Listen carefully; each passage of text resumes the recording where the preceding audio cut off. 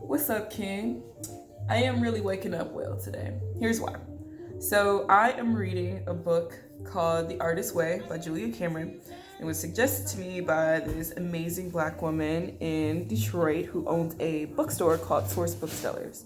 And I came in there as what Julia Cameron would call a shadow artist because I got the dream that became so real to me to open up a bookstore. And I kind of just chatted with her for a while, and she little nigga me. She definitely put me in my place and told me, why? For what?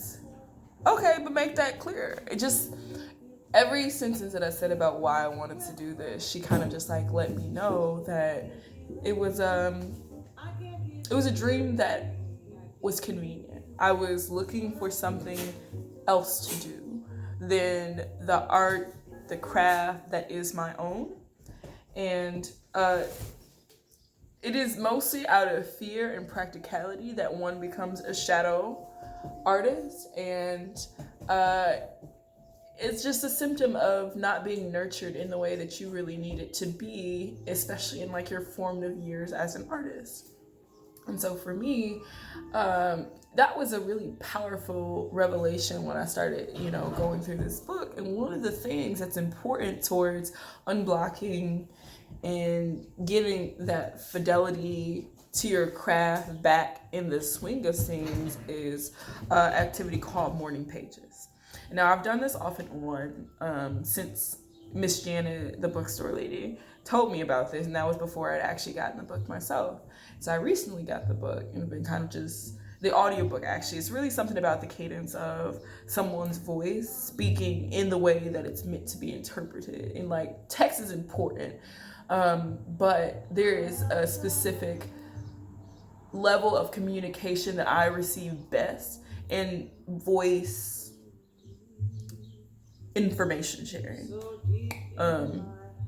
And morning pages is functionally you just having a stream of consciousness in the morning for 3 pages. And now it is unclear if it is against the rules to go above this, but I certainly imagine it would be doing a disservice to go below that.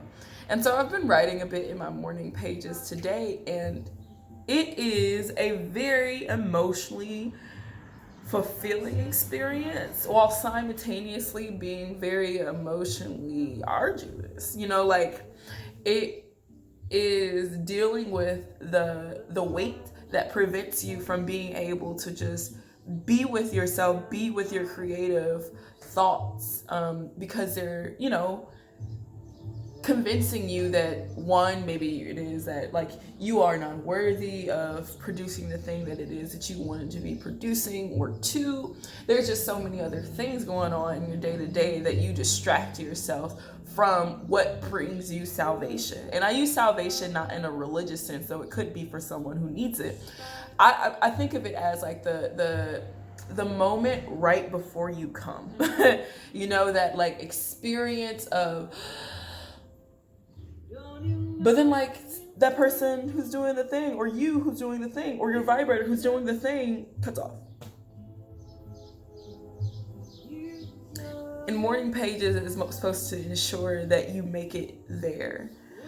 And for me, I see this as a imperative part of my waking up well journey, because I wake up with so much to think about, and lots of it is just negative considerations of where I think that I ought to be, because I'm a perfectionist, and that is something that is really freaking hard to like release, because it developed in my formative years and has only been reinforced by much of my role model and familial figures in my life that I set the bar high initially, and that bar continues to remain as high, if not continually higher, each time that I perform whatever task it is that I'm performing, whether it be school, writing, debate, or whatever it is that I'm doing at that time. There is an expectation of excellence for me that sometimes is empowering, but most of the time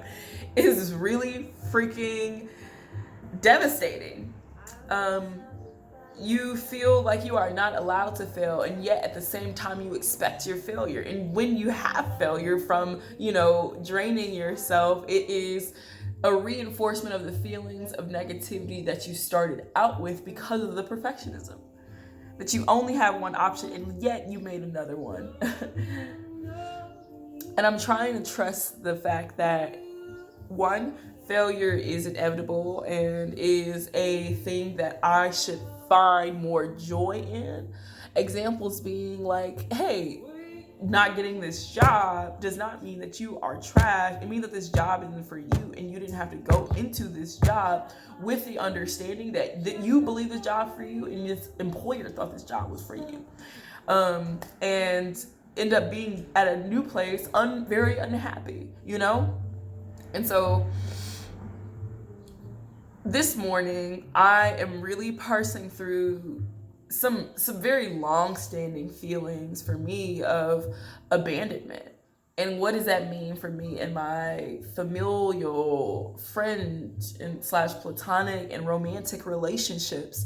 Like I chase people who are emotionally unavailable, and I also keep folks who are often in some capacity emotionally abusive, and have a hard time keeping connections, meaningful connections, with people who are invested in me and my personhood fully.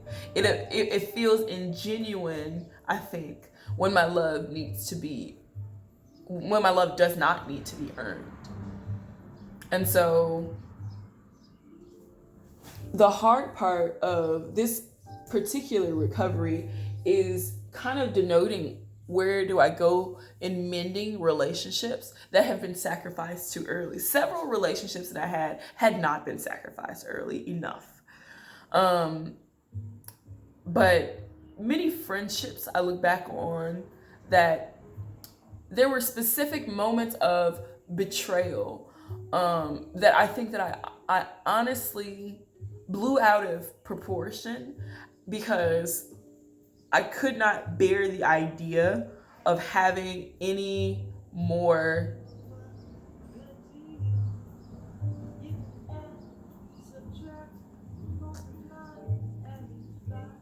abusive counterparts. I think that there are a lot of people in my family that I feel shackled to by blood, despite the really turbulent nature of our relationship, either historically or contemporarily. And I look to other people as like an escape valve from that. I have a knack for making friends and being a person that people like to confide in and be their full selves. And the irony is that I seldom feel that for myself. People will talk about, what happened in third grade with their, best friend, or something newly very intimate, like their grandparent passing and they left them a note that said that your dad isn't your dad, something like extreme that is incredibly personal and that you would think would be told in confidence to someone else. Now, part of it is obviously structural. People look to strong Black women as therapists, and that's a thing, and that's something that I've kind of pushed through and navigated more so in many years, but it has shifted in a lot of ways, because I don't think that I open myself up to many people as more, but there are still many people who are getting water from my faucet. It's funny because one of my former partners used to use this analogy discussing our dynamic, and I think it was a metaphor from one of their family members where it said, like, be careful of being the drain to the faucet, because eventually that water is going to run out and they'll have nothing else to give to you or themselves. And I thought that's so beautiful because it gives you a visual representation of what this need for companionship is going to do to you. And despite hearing that a couple years ago, and it really even having a saliency to a young 18-year-old Brooke back then, that it does now, but still not really dealing with the consequences of the choice that I continually make to allow these relationships to persist and flourish. And so this morning I've been really unpacking what it is about me that desires a drain, someone else to be my drain, as opposed to me being my own my own little irrigation system. Like, why does someone else be the drain to your release, your fluids, your gifts, because you can't, if you let yourself drain it, it comes back to you. You have a system to keep replenishing, and that's a part of the journey in the Artist Way book, that you do the morning pages, but then you also, in combination with that, like one of the other requirements is to take yourself on an artist day.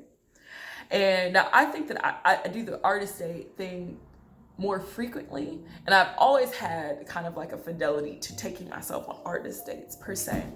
And now artist date is functionally just you by yourself, setting aside the author's just like about 2 hours a week to do a thing that you haven't done, something to experiment with that can inspire you and produce new images and fluid, I guess, for that faucet. Like, what is going to get the juices going to get that faucet running? Because you're going to keep having that drain. You need the drain. You can't have an overflow of, the liquids without, because what do now? The point is that drain will exist. How can you keep your waters flowing and only have your own drain? And so I'm navigating that right now. It is a really beautiful thought to be my own drain and allow no other little drains to start popping up in my sink. I'm feeling real good. And I'm gonna put on some shea butter today just for y'all. SheaButterBitchCollective. I feel very beautiful